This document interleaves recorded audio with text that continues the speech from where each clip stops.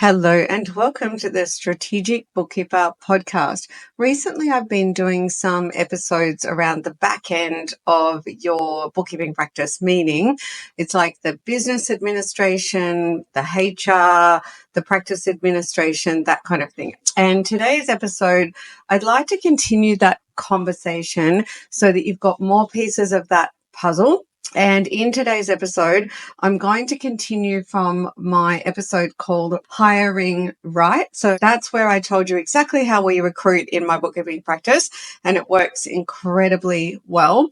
So now I'm going to dive into how we onboard and manage our team in a way that results in just amazing results. And what does an amazing result look like with a team member? Okay. So let's dive into that episode. And no matter where you are in your bookkeeping practice, so whether you've got team, you're 20 years in, you're right at the beginning, you haven't got team, I know that you can get a lot out of this episode. And just like I was kind of talking about when I celebrated 100 episodes a little while ago, is that you can go back to these episodes. I want you to learn and apply from these episodes. So you can listen to it once, twice, 3 times, but please do know this is my 15 years of experience as a bookkeeper in practice who has always done quite well in terms of recruiting and managing team, but has really got it to a point of what we call, I guess, near perfection now. And I'd love to help you to do better in that space as well so that you can do better in your business. I'll see you in the episode. I'm Jeannie Savage, the Strategic Bookkeeper. I've been in practice for 14 years, but more importantly, 5 years in, I achieved a lifestyle practice. This means I scaled my business, could take my hands off the wheel, and draw a nice 6-figure income while being time rich. And that's what I call my dream on my terms.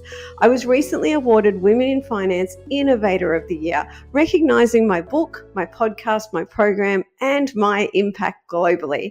The Strategic Bookkeeper is my life's work, and the opportunity to help bookkeepers globally achieve the income and lifestyle that sets them free absolutely fills my cup.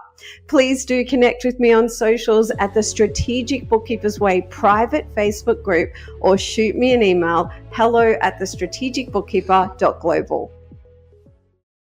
Recently, I'm not sure if you'll be seeing it right before this one or whether we'll have slotted in some interviews, but recently I did a podcast episode called Hiring Right, so my exact process for recruiting, and I've also done a series around kind of systems and team and all things back end. So I thought it might be nice to go beyond the hiring process into what happens when you press go and you onboard a new staff member, regardless of where they're located, okay? Regardless of whether they're 5 minutes up the road from your house or across the other side of the world, okay? So we'll talk about that in my bookkeeping practice right now.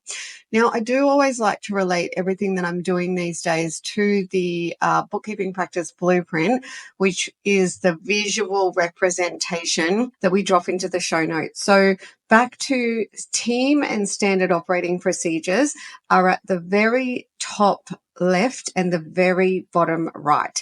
So you've basically got team comes off plan, and then you've got standard operating procedures right at kind of the bottom of this mind map that is about bringing it all together.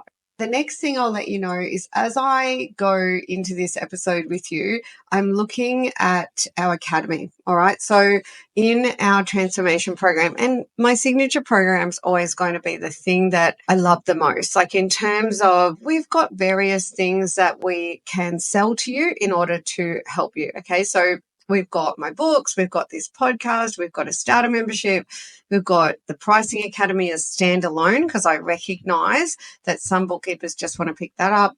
We have got a couple of standalone courses as well. We've even got a book club on my first book.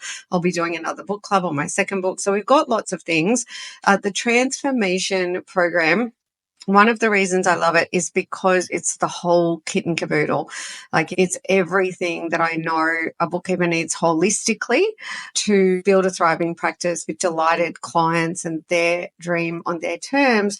Versus, I know for me really early on in my journey, definitely in that first 5 fuck up years, it's really easy to think that you just need to solve one problem with one thing without understanding that usually that is one part of a chain, and you really need to take a big picture look at all the things that need to be done. And it's why I'm so passionate about a holistic solution for bookkeepers. And you know what? It's never going to be the easiest thing to sell because everybody wants a quick fix. Everybody wants to get something that solves their problem really quick. For example, just tell me how to find new clients. And absolutely, something like that is really important.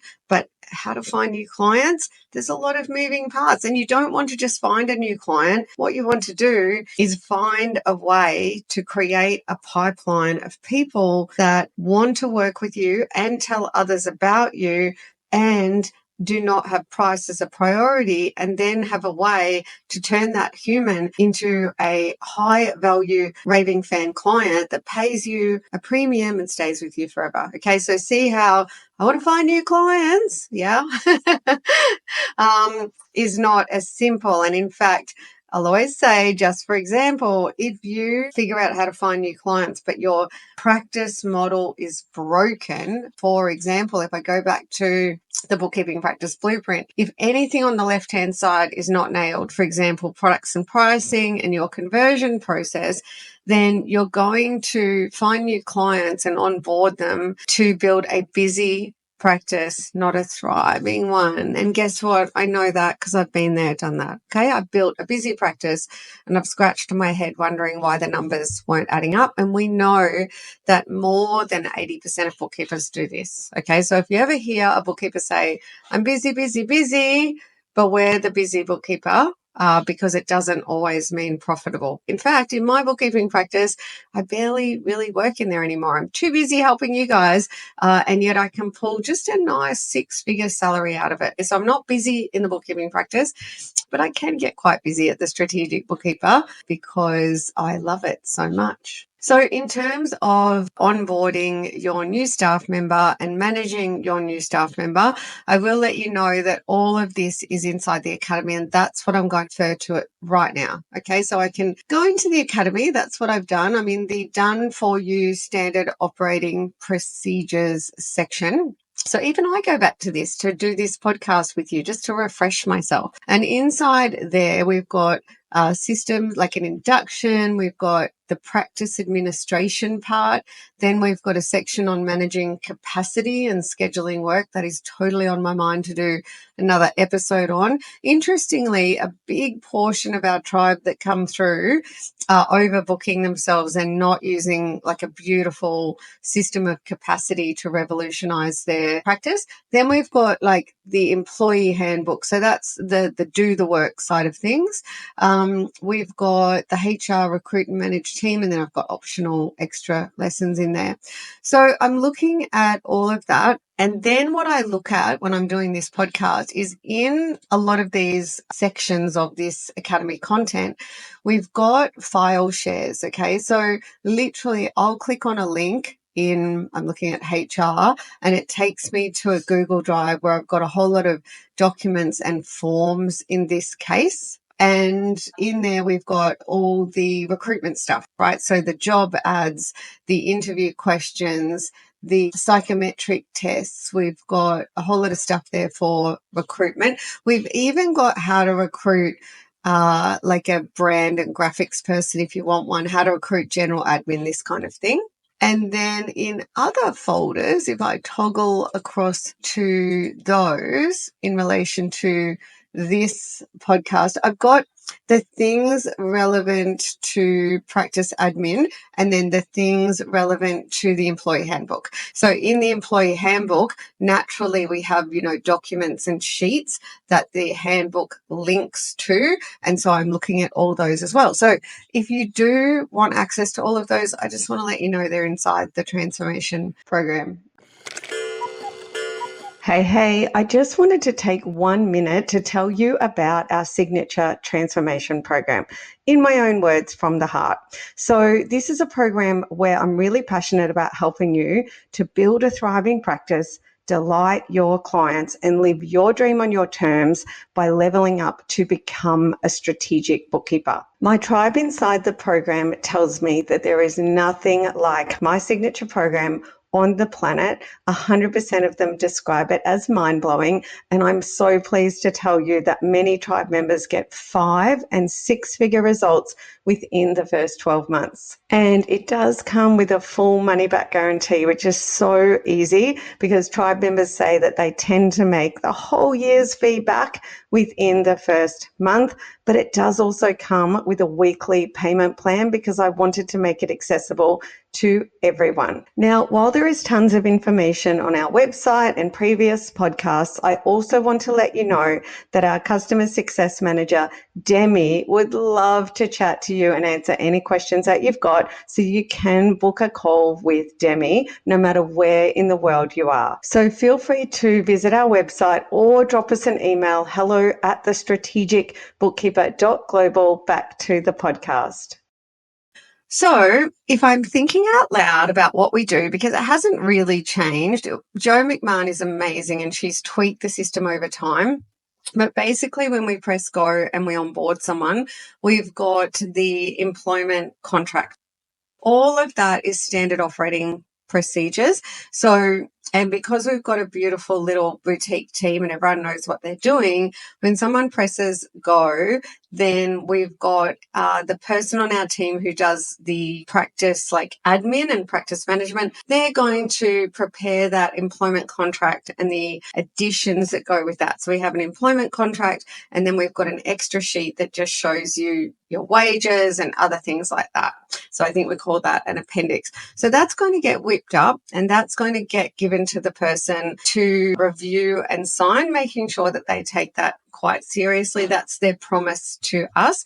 So once that's all signed, that's great. They're ready to move ahead. We'll do all those things like that's going to include getting their bank details, making sure they're clear when they're going to get paid, et cetera, et cetera. We pay all of our team on a fortnightly basis, Monday to Sunday, on the Thursday after the fortnight closes. That gives us lots of time and cash flow, right? So then beyond all of that, we swing into what I would call the first 3 months of employment. So we have an induction process where they are going through the handbook and they're learning all of the things, and then they are buddied up. So generally they're buddied up with Jo McMahon for the first few months. And the way we manage our team is the way that they're managed immediately with some extras. Okay. So basically the way we manage our team is, I think it's very similar to the Scrum framework. So we use the week ahead meeting. So where you catch up for a meeting to look at your week ahead and make sure that you're set up for success. So all of this is inside our program as well. And then we do the week in retro meeting where we look in retrospect at the week that was and the improvements that we can make. Now, I went into that in a little bit more detail in an episode called How to Build SOPs Without Overcomplicating Things. So if you want a bit more info on that one, that episode would have been fairly recent and you can go back and grab that. But I can tell you those 2 meetings for bookkeepers or for any entrepreneur, they're pretty transformational. Okay, that time. Now, I'll let you know we combine our 2 meetings in one, but there isn't a total right or wrong. It depends on the size of your team, what suits you, and a lot of other things, okay? But with the new recruit, as well as giving them induction where they'll need to familiarize themselves with all the things in the handbook and also do an open book test. The open book test where they basically have to just write out all the answers in a test, it's the 20% that makes 80% of the difference, okay? The human brain will learn through answering questions and writing things down.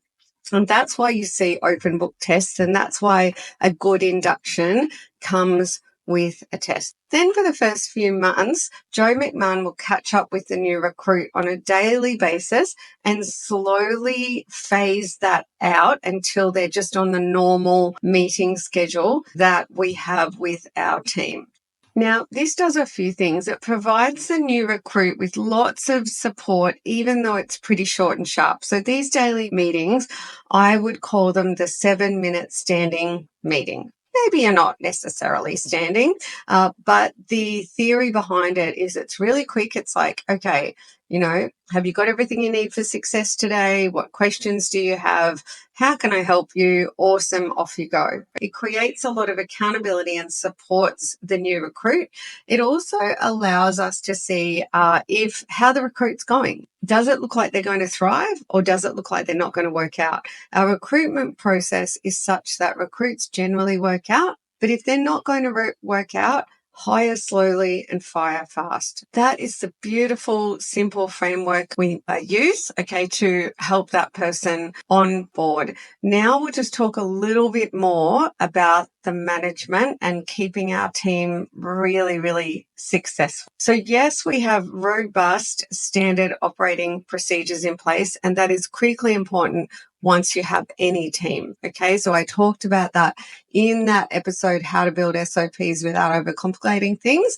So you can go back and listen to that. The next thing, so I want to talk about being refresh on being an A manager, maybe an A leader, and I want to talk about the Better Every Week schedule. So maybe I'll talk about Better Every Week first. So basically, Better Every Week is quite simple. And what I love about it is I named it Better Every Week because that's what we want to be. We want to be better every week, just a tiny bit better every week. So our meetings, our week in retro and week ahead, are part of our Better Every Week process. So everybody is in the Better Every Week process, and you're welcome to take that and start your own Better Every Week process. So basically, what we have is the meeting is in there. We did have 7-minute standing meetings every day. We haven't found that we've needed them. But if your team is not working like a perfect, well-oiled machine, then add that layer.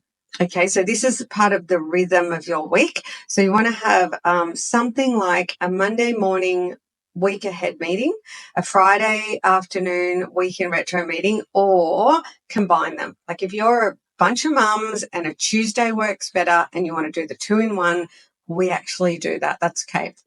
And then depending on where your team is and what's happening and any pain you're having, you can add a 7-minute standing meeting, which is just where each day you catch up in the morning for 7 minutes to say, right, is everyone good?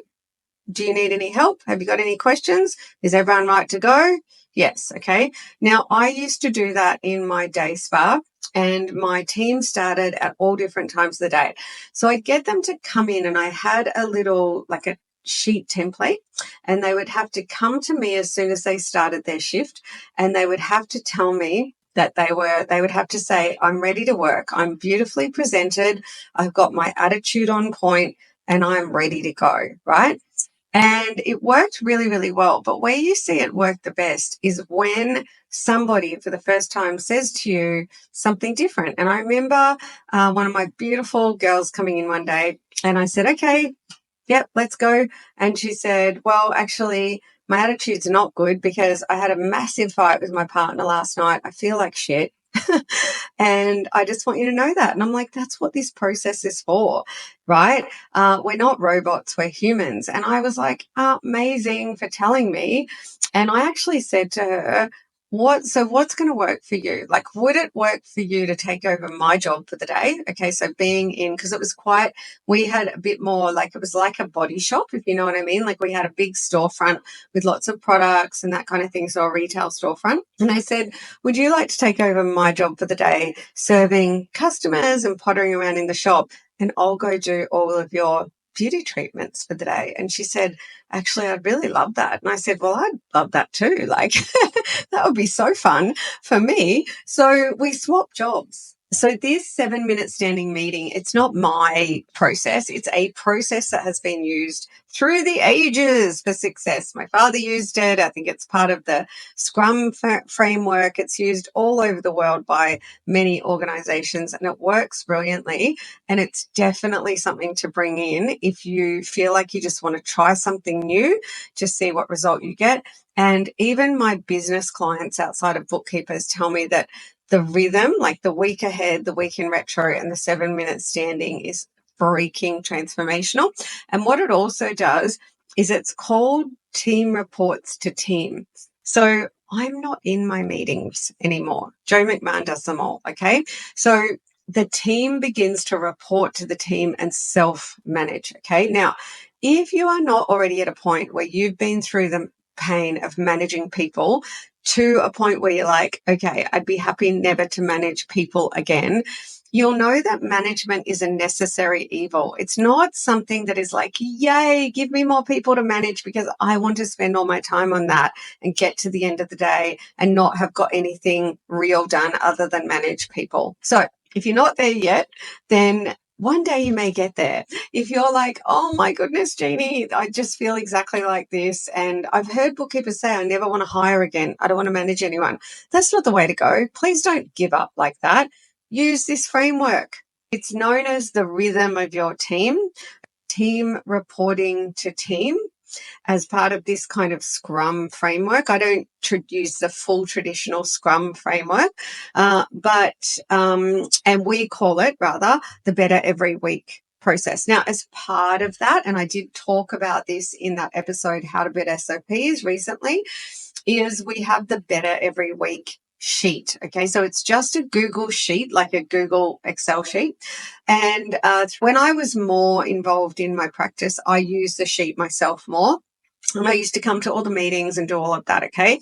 So basically what would happen is, let's say I was dealing with a client or I was onboarding a new client or something like that, and something came up where I thought, oh, that should have been done differently, or that could have been done differently in terms of our processes.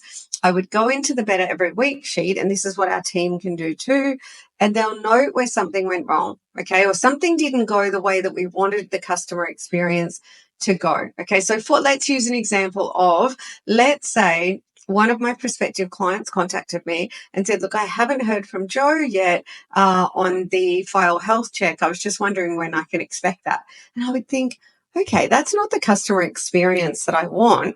How could I change things up in order to improve that experience? So I would go into the Better Every Week sheet and I would make a little note for myself so we could all talk about it at the meeting. And these things would lead to improvements in our processes, so we were better every week. So for example, when that kind of thing happened, we realized, you know what, we're not being clear with our clients on when they can expect to hear from us after they press go. So we introduced what we call onboarding communication, which is all inside the academy, and my tribe love it. And do you know what? That little change, onboarding communication, where as soon as they press go, they get a templated email, and the templated email is relevant to the specific service they've chosen, because we have the most beautiful, simple suite of productized services. So it's relevant to that. If they upgrade, they get another kind of onboarding comms. Like if they were to buy business coaching and they were currently just buying Numbers 101 bookkeeping, they'll get another onboarding communication, right? Comms, thanking them, welcoming them, and telling them exactly what's going to happen next. So you can see how the Better Every Week sheet drives the improvements and drives a better customer experience and drives retention. Okay, so what we've noticed is that all of this has made our retention get better and better and better and better. So it's about getting a little bit better every week. So the framework I've just shared with you, it supports our team in an incredible way to be accountable and just to be the best that they can be and to keep us client centric. Okay, I was at a client's office once and there was a sign on the wall, and I'll never forget it, and I use it to this day, and it said, we are all working for the win for the client first, then the win for the team, and then the win for the brand. And I went away and I thought about this for so long, and I thought, I love it, and it's 100% true, but I realized that it goes the other way as well, because the brand informs the team how to get the remarkable result for the client. So it's a two-way little model matrix, right? So client, team, brand, team, client. Now, as we bring this episode towards its close, the very last thing I want to rinse and repeat on is being an A manager and an A leader. So we'll start with manager. So a manager has 5 areas of focus that I talk about in my first book, right? And that is plan, organize, staff, direct, and control. When I first heard that, it changed the direction of my management. Okay, so I often think of us heading in a direction down a road, and then someone like myself comes along and they stop you and they redirect you. And you didn't know that maybe you were going towards Painesville and they redirect you to the success you're looking for. And that acceptance, like write them down, print them or write them down, put them up on the back of the toilet wall, put it on your desk. When I found this out, I typed them up, laminated them. I put them on my desk. I looked at them every day. I talked to other people about them. I trained other people in it. If you really want to learn something, teach it. And I realized plan, organize, staff, direct, and control. You don't make friends when you're managing. You must narrowly focus on those 5 key areas unapologetically. Hire slow, fire fast, and manage well. Because no amount of standard operating procedures and no team rhythm and no anything will fix an inappropriate management style. So the opposite of that is to turn up with apologies, to be a people pleaser, nice guy manager, and there's no place for that, unfortunately. So the thing I love about that, it's really black, white, and linear. I can just accept it and I can just rip it off like a Band-Aid and do it every time I need to. And since I shifted that in my business world, everything is more fun and easier and more successful. So now let's just go on to leadership. What I like to say about leadership beyond everything that I've shared with you in my first book. So you can go back and listen to the audio files or read the chapters on systems and team. I've shared a lot with you on leadership and the fact that a leader shares the vision and provides high level direction to get their team to bring that vision to life. Now, I believe that I am a really great leader and I see evidence for that in the way that my team turns up. So A leaders, that is brilliant leaders, cultivate brilliant teams. So my father used to say, the fish stinks from the head, and I still use that, always have. The fish stinks from the head. So B leaders cultivate B teams. So a problematic culture has to be looked at from the top. Everything comes from the top. So when you see a thriving, amazing, dazzling team, you've got a thriving, amazing, dazzling leader at the top. So a high performance team comes from a high performance leader, but part of what makes a high performance leader is leading with purpose. So purposeful leadership. And I've read a lot of books and all the evidence comes back to purposeful leadership. Okay. You do not need your standard operating procedures to be the business when you are a purposeful leader. You still need nice, simple, clear processes to follow, but they won't fix everything. Whereas purposeful leadership will have your team showing up in a way that you just are like, how is that even happening? For example, one of my team, Demi, she's amazing. I think one morning she was up at about 2 a.m. calling me on WhatsApp. So it was about 9:30 for me or something like that in the morning, because she had decided she should remind me about a particular meeting that I was actually going to miss. Right? It's like psychic stuff. And when I said, what time is it there? She didn't answer me because she didn't even want me to feel guilty. Now, I didn't ask her to do that. My general manager has turned up to events at 4 a.m. without telling me she's going to be there. I didn't ask her to do that. Purposeful leadership makes this difference. So at the Strategic Bookkeeper, our purpose is so heart-centered and so big, right? Our purpose is to provide women with financial independence, with choice, and to inspire them to put themselves first. And this is a purpose that everybody gets behind, and it drives everything we do. It drives everything I do. It's a North Star. So in your bookkeeping practice and in mine, we have a North Star. We have a clear North Star, and actually everyone in the Strategic Bookkeeper Network. So my certified strategic bookkeepers inside my program, we actually share a North Star because we're going to market together with this incredible value proposition, right? Unique selling proposition and selling points and competitive advantage.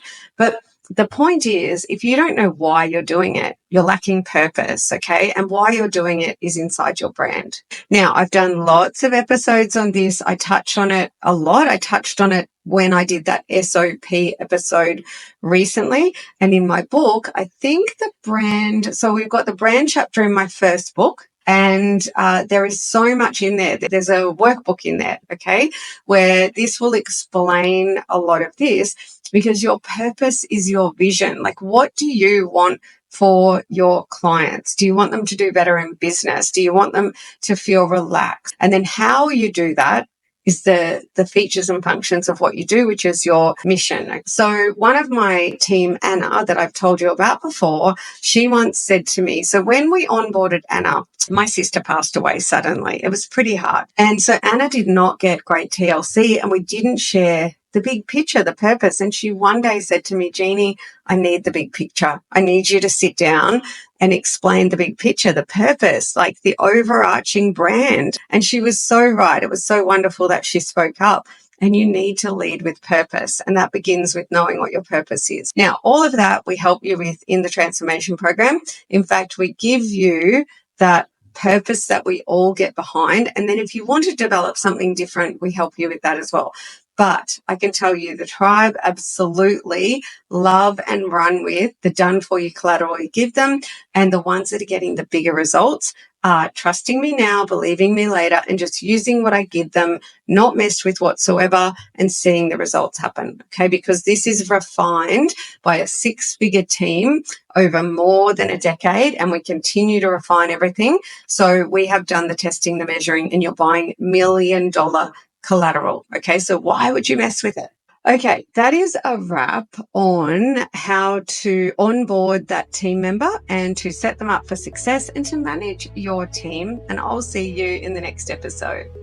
Okay, my friend, now it is time to take action. So what are you going to do with what you learned today? The way I see it, you've got 2 options. You can go it alone to try and save some money, or you can back yourself and go for it and join my tribe. And let me tell you, we are knocking it out of the ballpark. That's not a sales pitch. That is me serving you, dare I say, courageously. To find success, I 100% know you need the mechanics, which is like the keys to the kingdom, but you also need to get your mindset right and be super productive. And these are all things I help you with inside the program. I could go on about this forever because I really want this for you. Have a prosperous week, and I'll see you in the next episode.